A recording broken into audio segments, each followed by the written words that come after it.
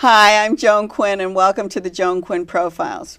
Waiting to be profiled are actor-singer Rex Smith and actress-costumer Sarah Zinser.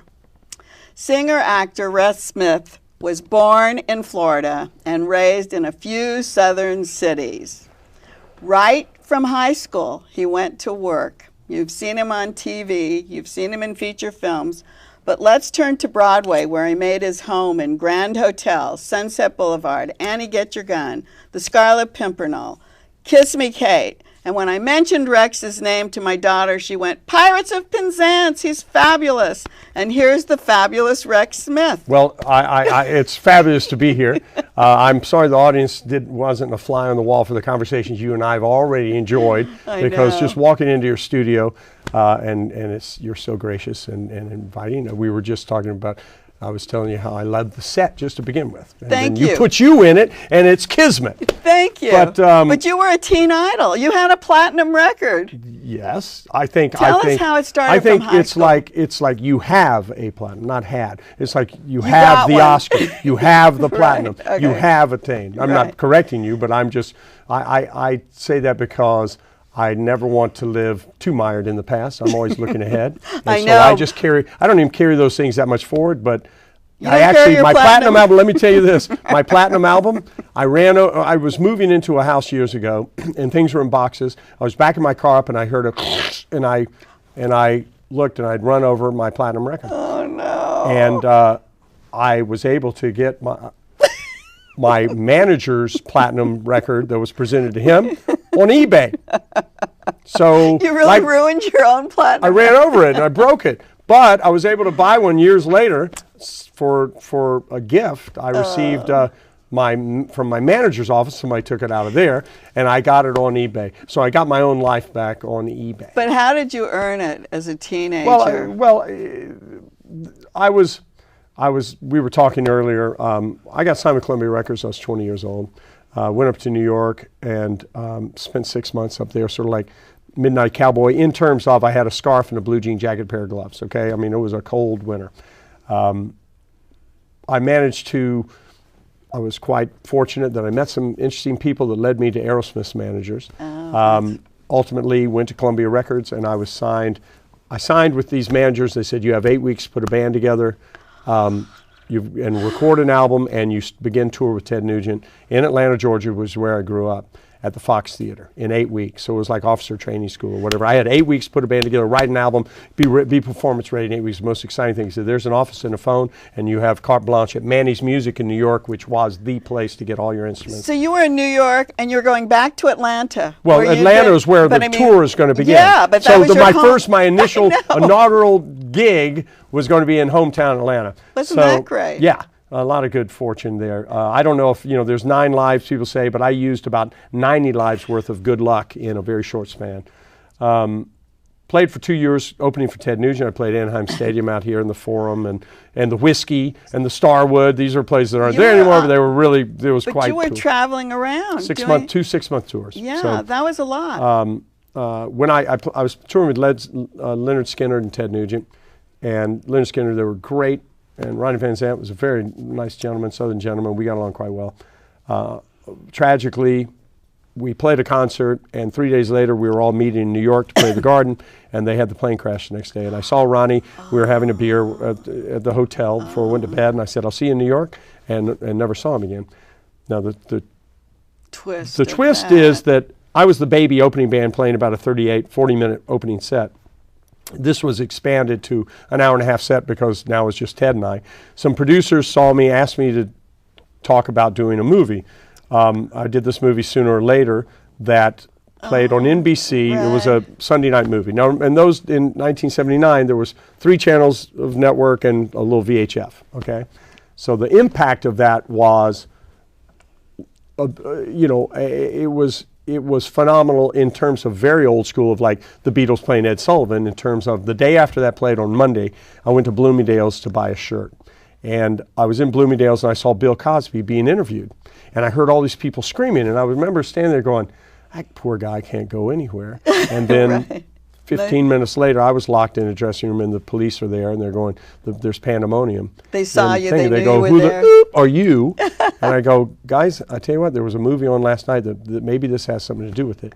And in that instant, this was 12 hours, 13 hours, 14 hours after it had aired, my life went into, it was a 2 years of that around the world. So that was like groupies and teenage Well, here's the thing. After that, they said, we're going to Toronto. You're going to sign.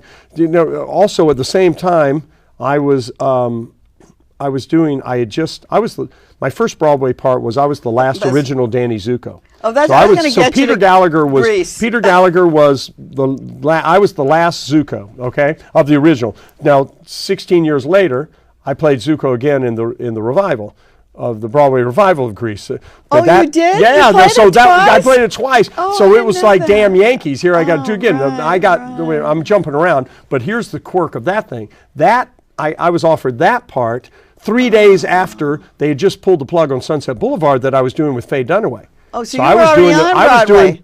I'm talking about, I was out here in L.A. to replace, Faye Dunn and I were taking over Sunset Boulevard here. They pulled the plug, the L.A. production. We were taking over for Glenn. They were going to New York. Right. They pulled the plug on it. Right.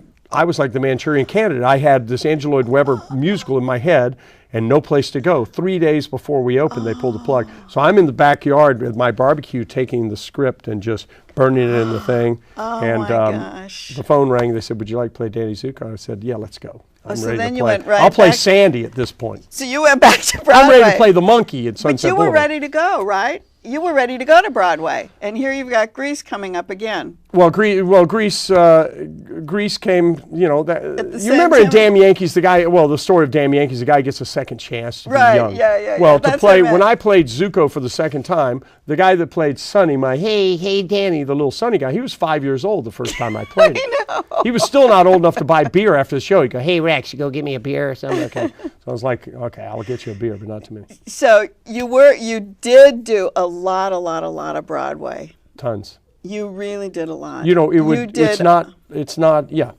couldn't recreate it. The Broadway now is not what it was then in terms of it was a golden age of And true talking Broadway. about golden age, you did Solid Gold. What did you do with Solid Solid Gold? Solid Gold, when I finished Pirates and I did the movie of it for a year, we were 10 months in there, I came back and I was working on my last album for Columbia called Camouflage, and Andy Gibb was hosting Solid Gold, which was just before MTV. Okay, so everybody was on, from Tom Jones to, you name it, to Michael Jackson.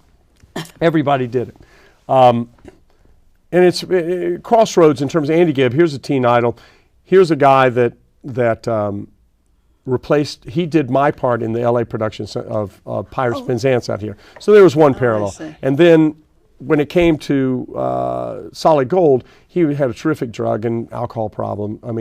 They had to go and really rehab him every time they had to shoot. And the producers came to me and asked me if I could sub in for a while, and it turned into a permanent job for me. But the tragic thing about it is, and wonderful for me, here's two guys that had paralleled, and actually, I replaced him, this kind of thing.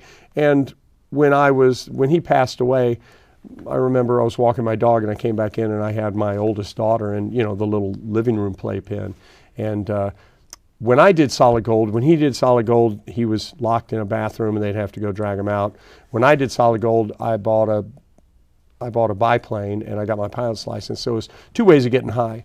I was flying inverted over Linda Ronstadt's house over Malibu, waggling the wings at sunset with a parachute on. And my dad was a fighter pilot, so why you knew and my cousin and such. So there was a little fulfillment there for me. But did you? I'm jumping all over the highway. That's I know. okay. Did you have to audition for those Broadway shows? Well, or did they call you and say we want? No, there's been combinations of that. Anything Goes for Lincoln Center, that was just a call. Any Get Your Gun was a call. So they knew they wanted you. Well, I've done. Yeah. There was, it's just, it has evolved now. Broadway, what they coined it as the jukebox musical. The business plan of Broadway, which Broadway I think has been horrifically destroyed because big business, corporate ruined everything else. And then they went, hey, what are they doing over here? Because used to, Broadway was a thing where it was a small clique of producers and intimates and people that you knew at Sardi's, and they put together productions, and it wasn't a closed group. You had to earn entree into it, but it was the greatest country club. And now it's a bean counter convention, and it's not, it is, you know, I don't think, for me, and I enjoyed the Four Seasons when there were Four Seasons. I really don't need to spend $100 to go, big girls don't cry. Okay, I kind of liked musicals when the song, when there's a bright golden haze on the meadow. Well, there's a song that fulfills character and advances the story. Well, you do that. You do a show talking. It's called what do you call it? Stand-up vocalist?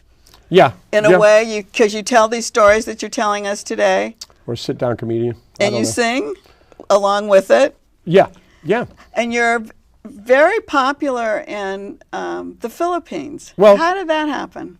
There is there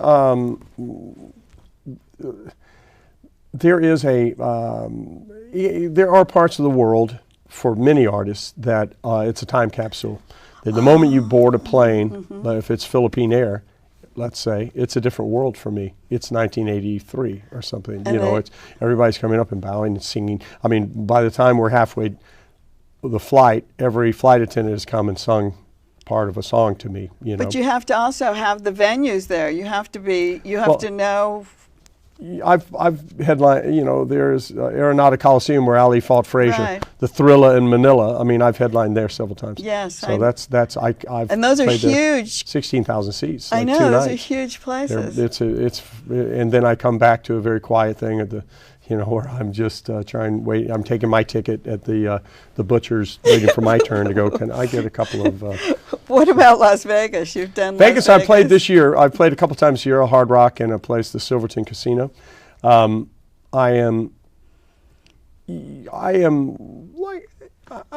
thought that when I came off of Kiss Me Kate in 2002, I thought that was kind of like Super Bowl in terms of I felt like the environment of what they were doing in theater was not holding such a attraction for me or me for it.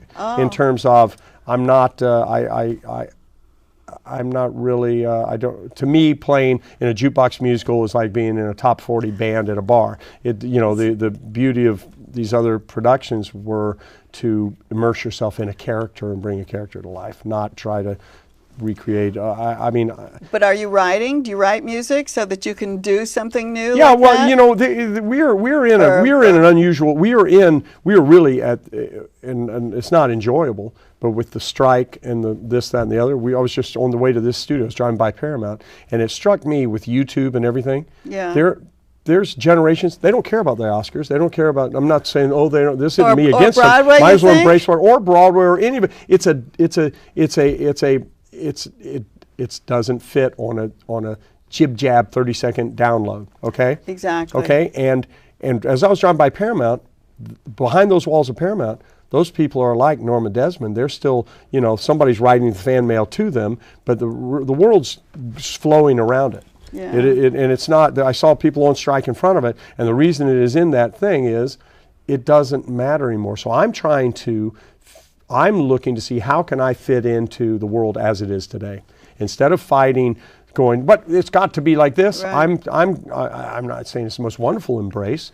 Medusa, you know, don't look too hard at it, but I'm looking to become, to participate in the way the world is, via Vegas, via, I just was in the studio till 5 in the morning this past week, cutting 4 tunes that when I get back from this tour, I'm gonna start doing some video of music and also what I'm terming a video blog, where what you and I are doing, just a little 30-second little thing about pirates or this on my website at rexsmith.com. Yeah. You go to that, you pull down pirates, and you can push the V-blog, and I'll tell you a few stories about it. Linda but that's and what Kevin. I was saying, stand-up vocalist. Yeah. That's what you're doing. Yeah. So we'll look for that. Thank you. Yeah. Thanks, Rex. Oh, pleasure. I'm sorry it's over so fast. I know. Don't go away.